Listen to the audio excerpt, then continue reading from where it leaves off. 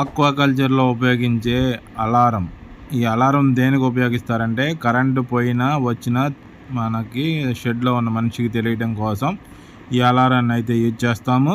ఈ అలారం అనేది ఎలా యూజ్ చేయాలంటే ఇప్పుడు చూద్దాం. ఇది 3 ఫేజ్ పవర్ సప్లై. ఓకే, ఇది స్విచ్ అనేది ఎప్పుడు ఆన్లో ఉండాలి మనకి. ఈ స్విచ్ బ్యాటరీ ఆన్ ఆఫ్ అనమాట, అలారం ఆన్ ఆఫ్ కాదు, బ్యాటరీ ఆన్ ఆఫ్. ఈ స్విచ్ వేస్తే బ్యాటరీలు ఆన్లోకి వస్తాయి, స్విచ్ తీస్తే బ్యాటరీలు కట్ అయిపోతాయి.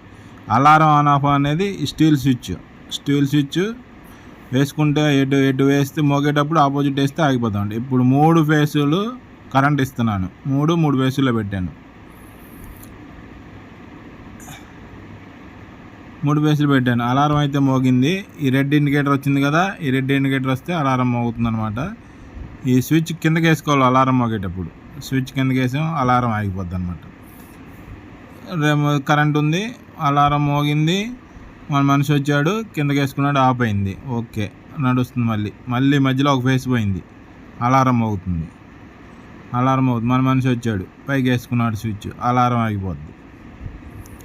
మరలా కొంతసేపటికి ఇప్పుడు జనరేటర్, మన పవర్ కావాలంటే పవర్ వేసుకుంటారు, జనరేటర్ కావాలనే వాళ్ళు జనరేటర్ వేసుకుంటారు. మళ్ళీ జనరేటర్ వేయగానే మీరు ఆ ఫేస్ కరెంట్ వస్తుంది కదా, ఆ ఫేస్ పెడదాం. మళ్ళీ ఆ స్విచ్ ఎప్పుడు వేసే ఉండాలి, చిన్న స్విచ్. ఇప్పుడు ఫేస్ పెట్టాను, మళ్ళీ 3 ఫేస్లు ఉందన్నమాట, అలారం అవుతుంది. స్విచ్ కిందకి వేసుకోవడమే.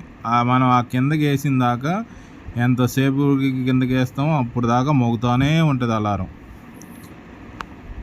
ఇది అలారం పనిచేసే తీరు. ఏ ఫేస్ తీసినా పడిపోతుంది అనమాట. ఏ ఫేస్ పోయినా మనకు అలారం మోగుతుంది. ఆ మోగేటప్పుడు స్విచ్ పైకి వేసుకుంటే ఆఫ్ అయిపోద్ది, కిందకి వేసుకుంటే మళ్ళీ ఆన్లోకి వస్తుంది అనమాట. ఇప్పుడు మళ్ళీ కరెంట్ వచ్చింది, మోగుతుంది, కిందకి వేసుకున్నాం. కరెంట్ ఉంది, కిందకి వేసాం, మోగదు. ఇప్పుడు కరెంట్ పోతే మాత్రం మోగిద్ది. అప్పుడు స్విచ్ మళ్ళీ పైకి వేసుకోవాలి, అంతేనండి.